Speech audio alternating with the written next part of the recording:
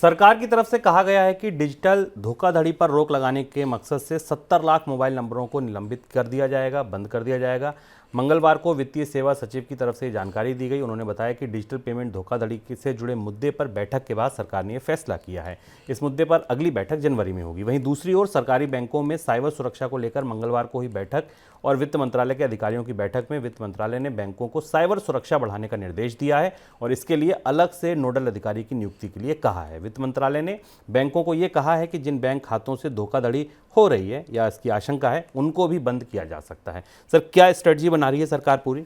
सरकार ने पहली बार साइबर फ्रॉड को लेकर इतनी महत्वपूर्ण और बड़ी बैठक की और उसमें कई सारे महत्वपूर्ण फैसले निकलकर सामने आए जो हमारे आप से जुड़े हुए हैं, जो साइबर फ्रॉड से परेशान है। पहली बार चिंता इस स्तर पर दिखाई दी कि बैंकों को बिठाकर बात की गई। 2-3 महत्वपूर्ण बातें निकल कर आई जिनका असर आने वाले समय में शायद हमें नीतिगत स्तर पर दिखाई देगा। पहली चीज़ तो ये कि सरकार ने 70 लाख मोबाइल फ़ोन नंबर बंद करने का फैसला किया। ये वो नंबर हैं जिन्हें अलग अलग समय पर फ्रॉड में डिटेक्ट किया गया था, जिनका इस्तेमाल करके अलग अलग तरीके के फ्रॉड किए गए थे। ये बेहद आम प्रक्रिया है कि रोज़ नए मोबाइल नंबर से नए मोबाइल नंबर को बदल कर आपको तमाम फेक कॉल आते हैं और आपसे OTP मांगा जाता है। एक ही तरीका है। इन 70 लाख नंबरों के बंद होने से शायद कम से कम एक स्तर तक ये मैसेज तो जाएगा नेटवर्क ऑपरेटर्स में कि इन नंबरों पर नियंत्रण किया जाए। ये फैसला इसलिए करना सरकार के लिए अब आसान है क्योंकि सरकार दूरसंचार विभाग ने सिम के नियम बदल दिए हैं। अब आसानी से बल्क में सिम नहीं खरीदे जा सकते। सिम ट्रांसफ़र के नियम भी बदले गए हैं।